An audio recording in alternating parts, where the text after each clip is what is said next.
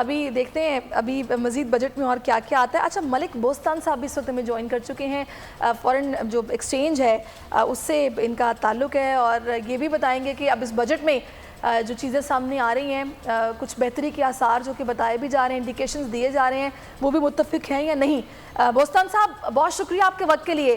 کیا کہیں گے ملک صاحب, آپ کتنے پر امید ہیں آج کے بجٹ کو لے کر؟ دیکھیں امید پہ دنیا قائم ہے, اللہ تعالیٰ کے بھی فرمان ہے, جیسا گمان کرو گے میں ایسی صلاح دوں گا.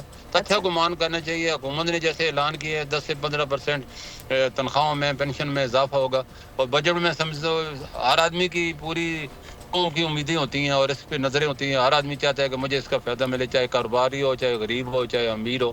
تو حکومت بھی کوشش کرتی ہے ان محدود وسائل میں, اور معاشی جو ہے ہمارے قرضوں کا انبار ہے, اور اس وقت دوستوں کا تعاون درکار ہے. اور اگر حکومت جو ہے ان حالات میں بھی بجٹ پیش کری ہے اور لائف ٹائم ہائی بجٹ پیش کری ہے, اور میں سمجھتا ہوں اچھا بجٹ ہوگا.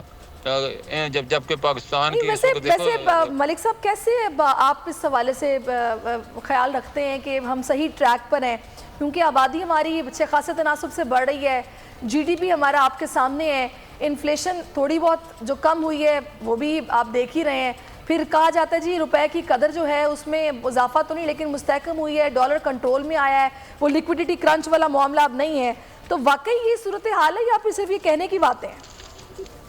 نہیں بالکل.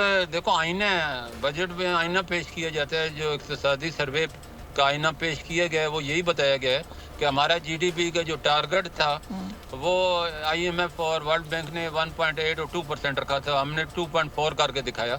گو ہمارا اپنا ٹارگٹ جو تھا 3.5 تھا, تو ان کے توقعات سے ہم بہتر پرفارمنس کی ہے.